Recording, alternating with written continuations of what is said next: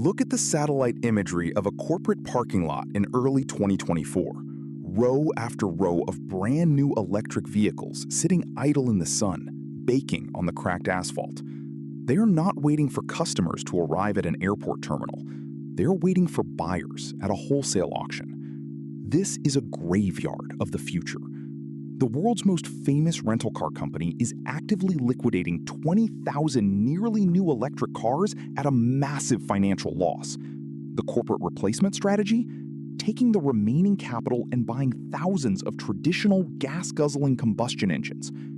To a casual observer, it looks like a massive step backward.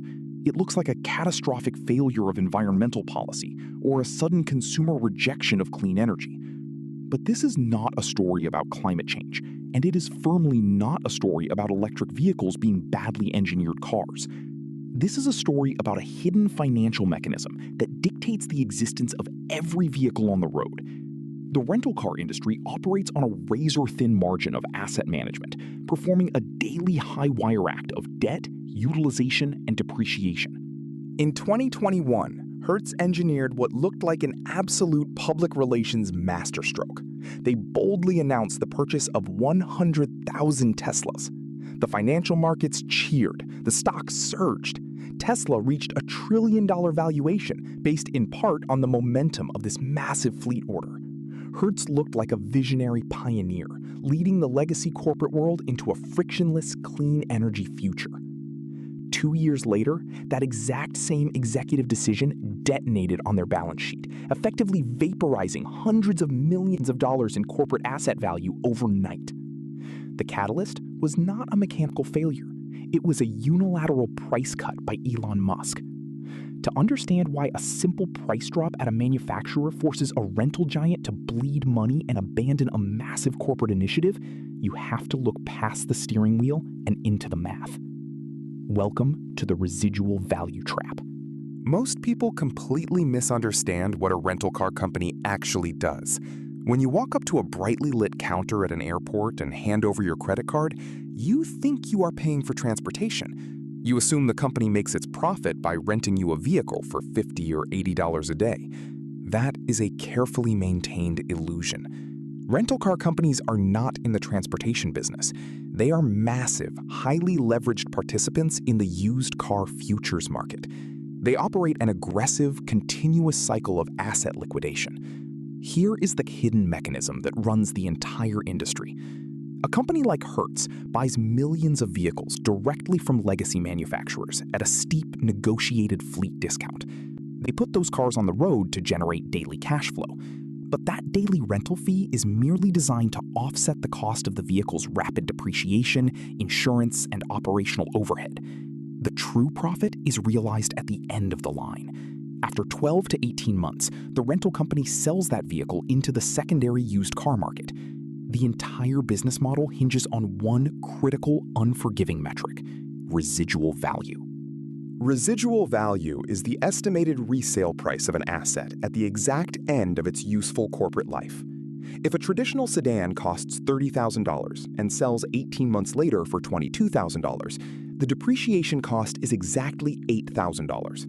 The rental revenue covers that $8,000, pays the cleaning staff, services the corporate debt, and leaves a sliver of profit.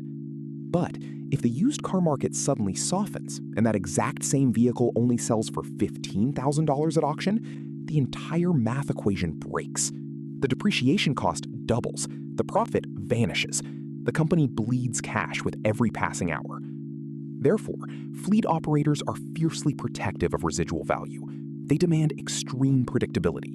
They favor legacy manufacturers who carefully control their new car pricing, because stable new car prices guarantee stable used car prices. For decades, this invisible system worked flawlessly. Giants like General Motors, Ford, and Toyota played the game perfectly. They understood that rental companies were their biggest, most reliable wholesale customers. They protected the secondary market by fiercely guarding new vehicle MSRPs. The rental companies operated as massive, predictable depreciation engines, calculating the exact decay rate of a steel asset over 18 months of highway driving. It was a perfect closed loop of automotive finance, sustained by mutual corporate incentives. Then came the electric vehicle. When you introduce a radically new technology into a century-old financial mechanism, you do not just disrupt the consumer market, you expose the fatal blind spots in the math.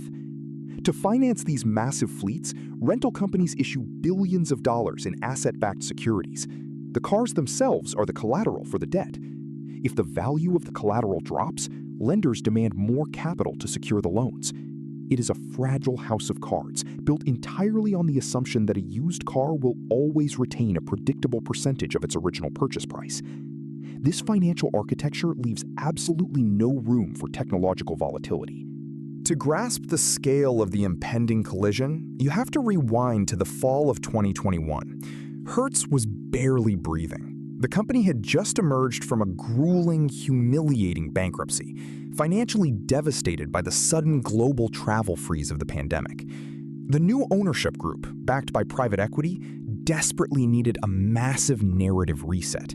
They needed to signal to Wall Street that the old, lumbering, debt-heavy Hertz was dead, and a new, tech-forward mobility company was born. They found their ultimate savior in Silicon Valley. Hertz announced a blockbuster, headline-grabbing deal to purchase 100,000 Tesla Model 3 vehicles. The macroeconomic timing was impeccable. Interest rates were at historic lows, capital was essentially free, and the market was completely euphoric about electric vehicles.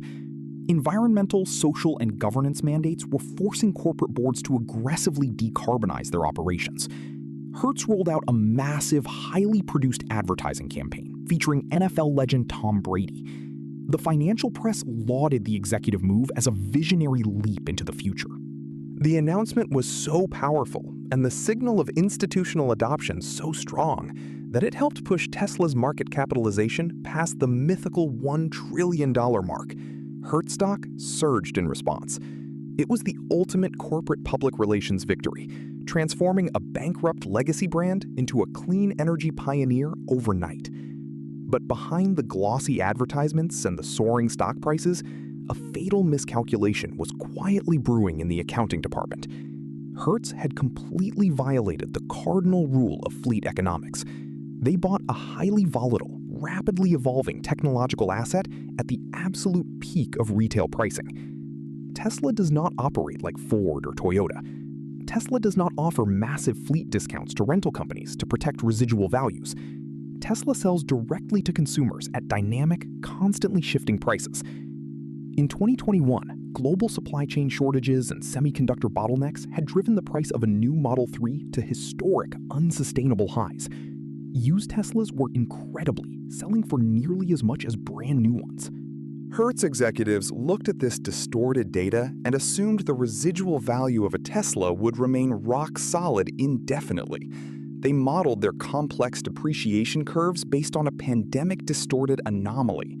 They treated an electric vehicle, which is essentially a high-powered computer on wheels, exactly like a traditional steel combustion engine. They assumed the battery technology would hold its value. They assumed the manufacturer would protect the secondary market. They bet the entire post-bankruptcy future of the massive company on the incredibly dangerous assumption that Elon Musk cared about the secondary market value of a rental fleet. This blind spot was born of institutional hubris. When you are renting out millions of vehicles, the spreadsheet becomes your reality. The executives in the boardroom saw a rising line on a chart and projected it to infinity. They ignored the fundamental nature of consumer electronics. They forgot that early adopters pay a massive premium for novelty, a premium that instantly evaporates the moment the supply chain normalizes. Hertz locked themselves into billions of dollars of vehicular assets at the exact moment the market was forming a pricing bubble. They were holding a ticking time bomb, completely unaware of the detonator. The trap snapped shut with brutal efficiency in early 2023.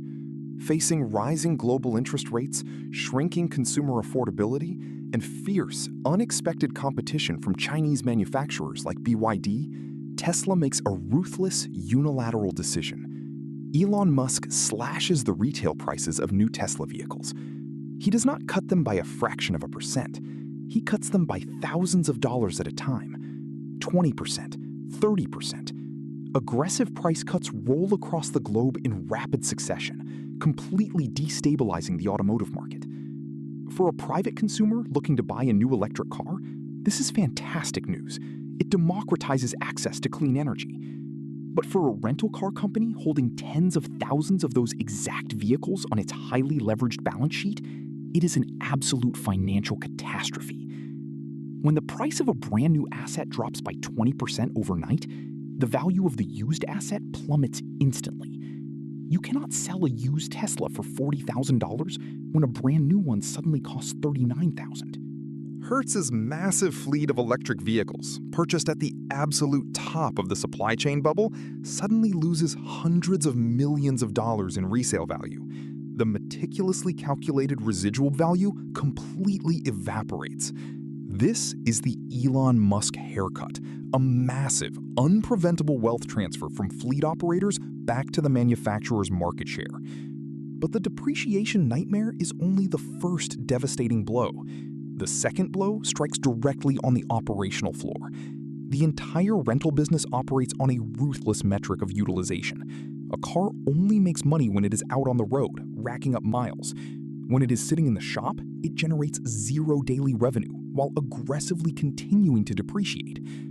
Hertz quickly discovers a brutal, hidden reality about the electric vehicle transition. When a Tesla gets into a minor fender bender, it does not go to a standard corner body shop for a quick fix. It requires specialized, certified technicians, proprietary ordered parts, and complex sensor recalibration. The underlying battery pack must be rigorously inspected after even the smallest impact. The collision repair times for electric vehicles are exactly twice as long as traditional gas cars, 2 times longer sitting in a repair lot, 2 times longer generating absolutely zero revenue, 2 times longer bleeding depreciation into the ether. This is the ultimate sin in a business where time is literally money. Furthermore, mainstream customer adoption suddenly stalls. Everyday renters arrive at airports, exhausted from travel, facing a highly digital vehicle interface they do not intuitively understand. They are deeply anxious about finding compatible charging stations in unfamiliar cities, terrified of missing their return flights because they are stuck at a broken charger. The friction is simply too high for a mass-market rental product. Hertz is forced to aggressively lower the daily rental rate on Teslas just to get them off the lot, compressing their profit margins from both sides at once. Lower daily revenue, doubled repair times, and a catastrophic, uncontrolled collapse in residual value. The mathematical foundation of the fleet is broken beyond repair. By the end of 2023, the internal damage is completely undeniable. Hertz is forced to take a devastating $150 million accelerated depreciation hit on their balance sheet. It is a stunning, highly public reversal of fortune. The very electric vehicles that were supposed to signal their glorious corporate resurrection are actively dragging them back toward financial ruin. The board finally capitulates to the math. In early 2024, Hertz makes the humiliating public announcement. They will liquidate 20,000 electric vehicles, representing 1/3 of their entire global electric fleet. They will sell them at wholesale auctions for roughly 40% below their initial purchase price, accepting a massive, unrecoverable loss. And they will take the remaining salvaged capital and quietly reinvest it in traditional, predictable internal combustion engine vehicles. The great public relations masterstroke ends in a corporate graveyard of discounted steel and lithium. Every single Tesla sold at auction serves as a permanent, documented warning to the rest of the industry. The speed of the liquidation is breathtaking. Lots that were once highly guarded staging grounds for the future of transportation are transformed into desperate bargain bins. Wholesale buyers walk away with barely used high-tech vehicles for a fraction of their original cost. The financial press, which had universally praised the original purchase as a stroke of genius, now publishes post-mortems on the disaster. Executives who had proudly posed next to charging stations are suddenly forced to answer grueling questions from angry shareholders on quarterly earnings calls. The internal metrics at Hertz reveal the stark reality. They had essentially subsidized the consumer adoption of electric vehicles with their own balance sheet. They had taken all the technological risk, absorbed all the operational friction, and eaten all the financial depreciation, while the manufacturer walked away with the initial capital. the sheer scale of the value destruction forces every other fleet operator in the world to immediately freeze their electric transition plans.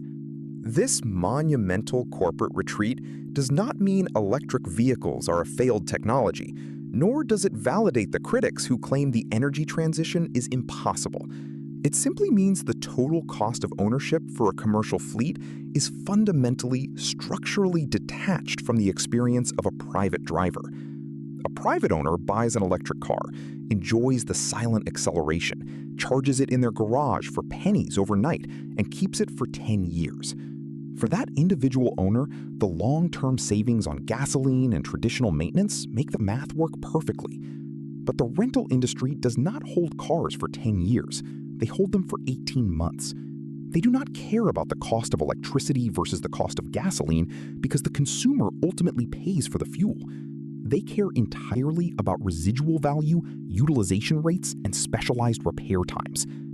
The Hertz disaster exposes a critical, deeply misunderstood flaw in how we think about macroeconomic transitions. You cannot force a massive technological shift purely through corporate public relations and optimistic financial modeling. The electric vehicle is not just a different type of car. It is an entirely different asset class. It depreciates exactly like a smartphone, not like a tractor. When battery technology improves every single year and manufacturing costs plummet, the older models become obsolete faster, aggressively driving down used prices. The very innovation that drives the industry forward absolutely destroys the balance sheets of those who buy in early at the top of the market. Hertz tried to force the future into existence, and the future charged them $500 million for the lesson. As the dust finally settles on the auction lots filled with liquidated electric cars, a chilling realization ripples through the broader automotive industry. The ecosystem of financing, insuring, and repairing vehicles is still entirely built for the combustion engine. If the largest buyer of new cars in the United States, backed by billions in private equity and possessing decades of operational expertise, cannot make the math work, who else is quietly sitting on a ticking time bomb of depreciating technological assets? We are left to wonder. As the global transition to electric mobility accelerates and governments mandate the end of the combustion engine, who will ultimately pay the hidden price of rapid obsolescence? Will it be the taxpayers subsidizing the infrastructure? Will it be the legacy automakers forced into bankruptcy by plunging margins? Or will it be the everyday consumer, trapped in a cycle of leasing vehicles that lose half their value the moment they drive off the lot? The graveyard of rental cars offers a silent, heavy warning.